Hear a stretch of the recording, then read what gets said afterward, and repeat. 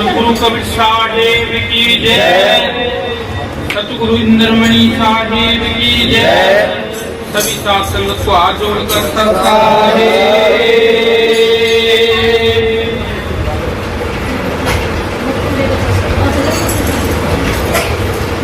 देखो भाई, गुरु की दया से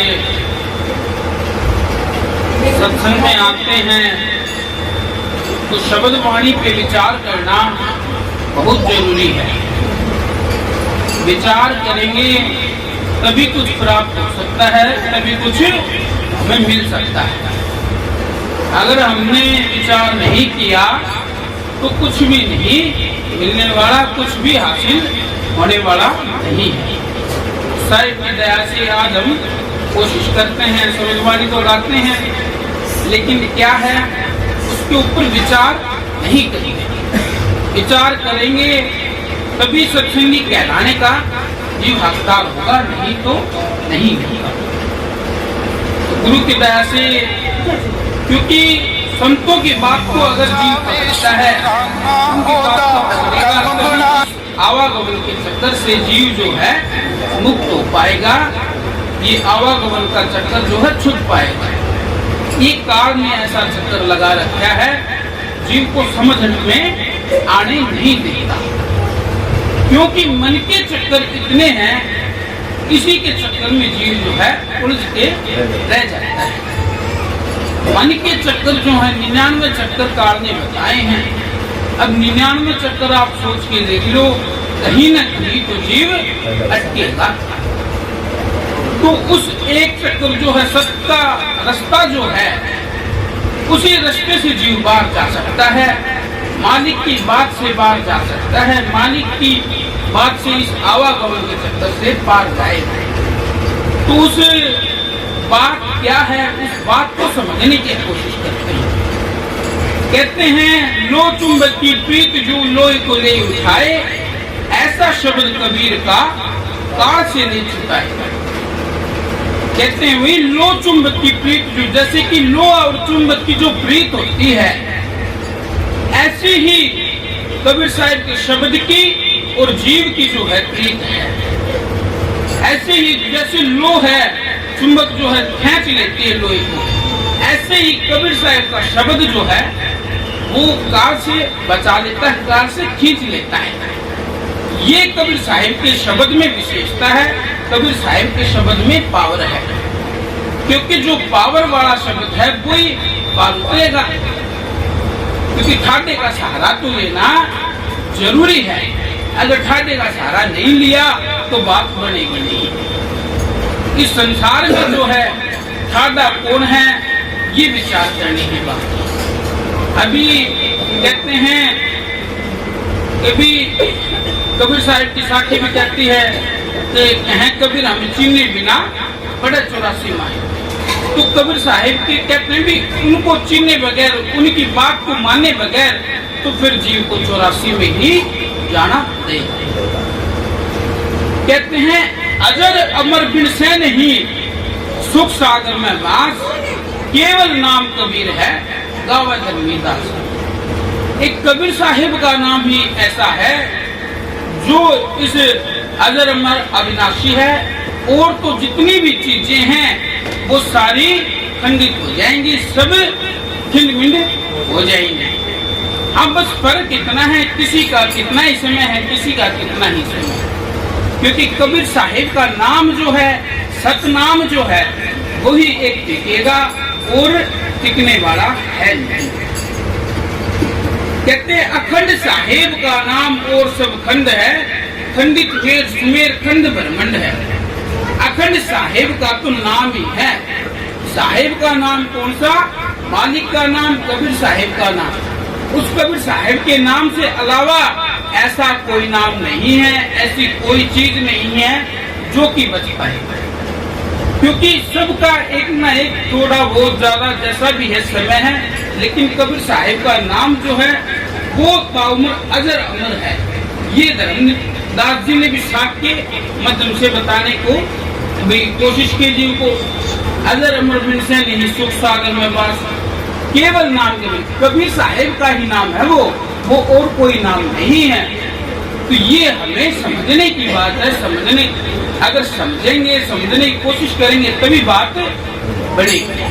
तो गुरु की दया से इन बातों पे, इस नाम के ऊपर विचार करना इस जीव का फर्ज है। तभी ये जो जीव है आवागमन के चक्कर से मुक्त होगा। संतों ने बहुत सारे उदाहरण दिए हैं। कहते हैं दादू नाम कबीर का सुनते का प्रकार, नाम भरोसे दूर वह न बाका बाल। कहते नाम भरोसे दूर वह न बाका बाल। तो दादू नाम कबीर का, कहीं भी आप किसी भी संत का इशारा लगा लो, जितने भी संत हुए, संतों ने सत्य का प्रचार किया, इशारा जो है वो एक कबीर साहिब की ओर है। जितने भी संत हुए उन्होंने इशारा जो है कबीर साहिब की तरफ किया, क्योंकि उस घर के भेदी जो हैं वो कबीर साहिब हैं और कोई नहीं है।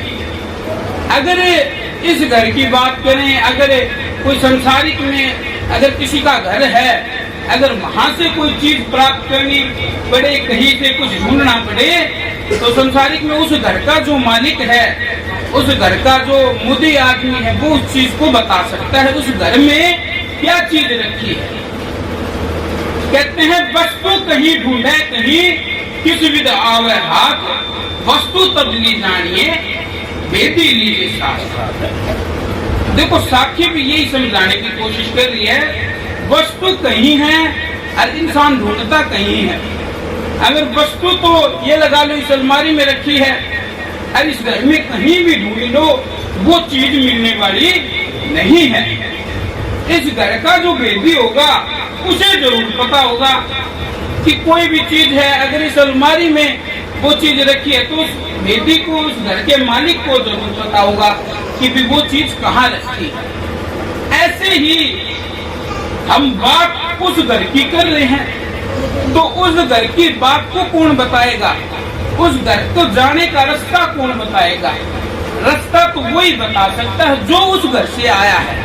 उस घर से परे की बात जो है, इधर उधर के आदमी जो हैं, इधर वाले जो हैं, वो नहीं बता सकते, क्योंकि उस घर से जो आया है वही बताएगा। तो ये कैसे पता चले भाई उस घर का कौन है? विचार करने की बात है।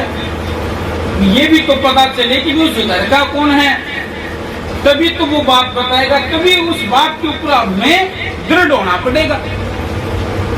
कहते हैं यहाँ से सब कोई जात है, बाहर लदाए वहां से कोई नहीं आया, जहाँ से पूछे जाए। यहाँ से संसार से तो सभी जाते हैं, अपने बाहर लदाए। अब सोचते होंगे ये बाहर जो है, ये बाहर कैसा है? ये कर्मों का भार है। यहाँ इंसान चोला ले लेता है या किसी भी चोले में आता है। इंसान चोला जो है उत्तम चोला है, या जो भुगतान योनि में किसी में भी 84 लाख योनियां कोई भी है, अगर किसी भी योनि में आता है, कहते भुगतान के लिए आ गया बाहर, फिर वो बाहर लगाया जाता है। जैसी जैसी करनी करता है वो अपने कर्मों का जो भार है वो अपने सर पे लेके जाता है। ऐसे ही कहते वहां से सतगुरु आया, जहाँ की मति है धीर, भवसागर के जीव को खेई लगाओ तीर। वहां से कहते नहीं, वहां से तो सतगुरु आया है, जहाँ की मति है धीर। सतगुरु जो है वो उस घर का है। सतगुरु कौन है? सतगुरु की तरफ इशारा जो सबकी बात बताए। आज हम विचार करके देखिए, जितने भी संतों ने सत्य की बात बताई है वो कबीर साहिब की ओर इशारा करके बताई है। क्योंकि आज संसार में देख लो हर चीज का, जैसे कि पानी का भंडार जो है वो समुद्र को कहा जाता है। भी पानी का भंडार जो है समुद्र है। ऐसे ही अग्नि का भंडार कौन है? अग्नि का भंडार जो है वो सूर्य है। ऐसे ही जब ज्ञान की बात चलती है, ज्ञान का भंडार कौन है? सबका ज्ञान का भंडार तो केवल कबीर साहिब हैं और कोई नहीं है। जितने भी संत हुए आज विचार करके देखो, सब उन्हीं के अनुयायी हुए। जिन्होंने सत्य की बात बताई, जिन्होंने सबके रास्ते पे चलने का जीव को समझाया।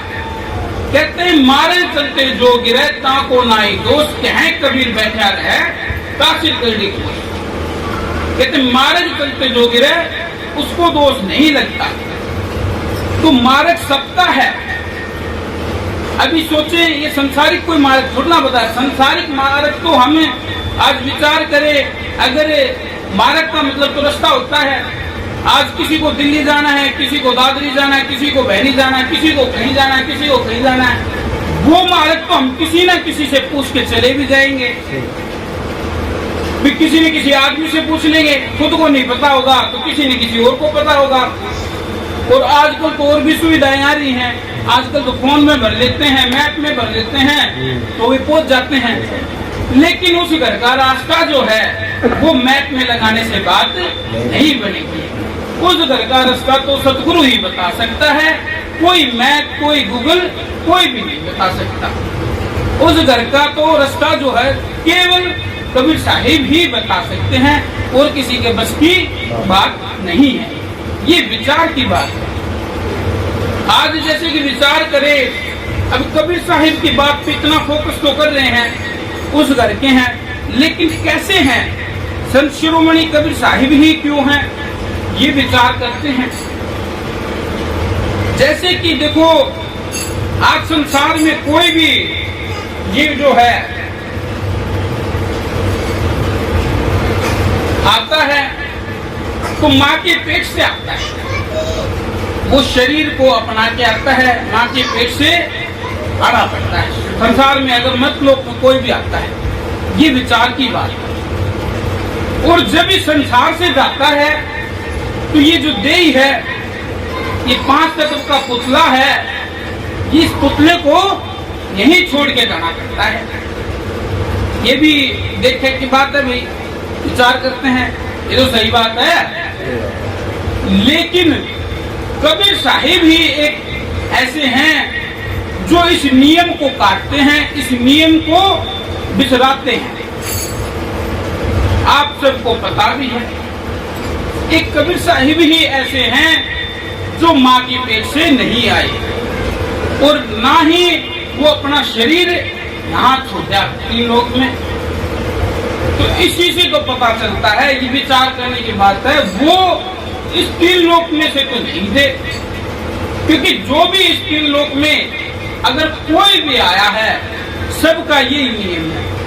और भी जितने भी संत हुए जो कबीर साहिब के अनुयायी हुए, वो भी माँ के पेट से आए हैं, जितने भी संत हुए। और ऐसे ही शरीर को यही संसार में छोड़ के जाना पड़ा। लेकिन कबीर साहिब महाराज जी एक ऐसे हैं, संत शिरोमणि कबीर साहिब ही हैं जो इस नियम को हटाते हैं। कहते हैं जो आया सो चला गया, धरती छोड़ शरीर, जो देही के संग गया ताका नाम कबीर। जो देही के संग जो गया है, जो देही को साथ ले गया, वो तो एक कबीर साहिब ही है। ये विचार की बात है। इसी से तो पता चलता है उस घर का वेदी जो है वो सतगुरु कौन है? सतगुरु संत कबीर साहिब हैं, और कोई नहीं है। उन्हीं की बात पे अगर चलेंगे तभी उस घर का भेद पता चल सकता है, नहीं तो भेद पता चलेगा नहीं। ये विचार की बात है। सभी को इस बात पर विचार करना चाहिए। तो देखो कबीर साहिब ने जो है, कहते हैं सत साहिब को जनाया है, जो सही मार्ग, जो सबका मार्ग बताया है। क्योंकि सत साहिब से ही इस जीव का भला होगा, और किसी भी अन्य नाम से जीव का भला होने वाला नहीं है। तो एक धर्मदास जी और कबीर साहिब महाराज जी की जब बात चल रही थी, जब महाराज जी ने धर्मदास जी को ज्ञान सुनाया, ज्ञान बताया, उस घर का ज्ञान जब बताया, तो उसमें धर्मदास जी को भी बताते हैं कि भी कहते हैं ये जो इनका जो परम तत्व को जो पहचान लेता है, वो फिर सत साहिब के गुण गाता है। वो कहते हैं नाम सुने ही जो हुए वहां यम निकट ना हुए, परम तत्व पहचान ले वो सत साहिब गुण गावे, मेरे साहिब अविचल नाम दया कर पावे। तो कहते हैं जो परम तत्व को अगर पहचान लेता है वो फिर सत साहिब के गुण करता है।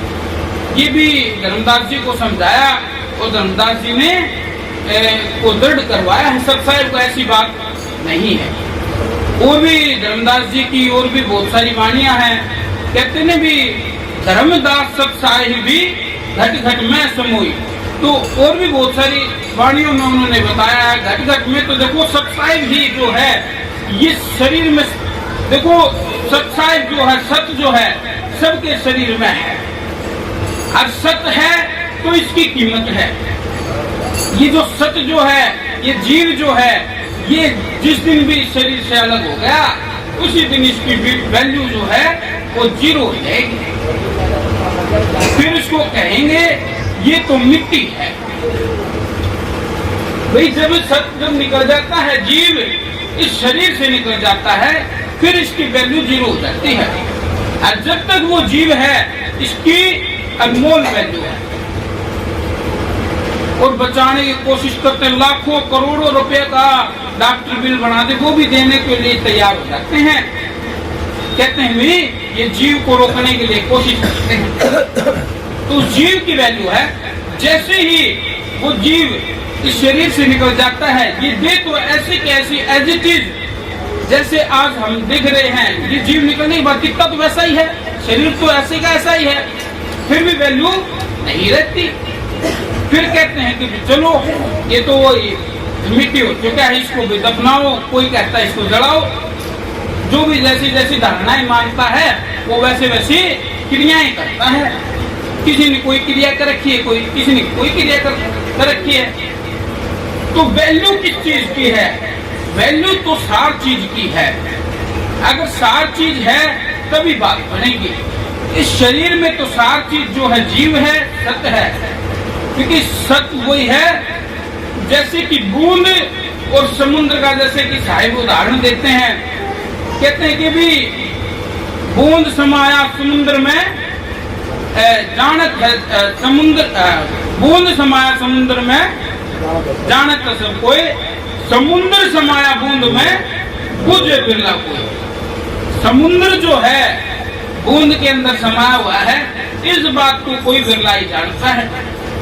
और भाई ये जो बूंद है वो समुद्र में समाती वो जानते हैं। ये विचार की बात है। क्योंकि जो पानी समुद्र के अंदर है वही पानी उस बूंद के अंदर है। तो ऐसे ही ये विचार की बात है।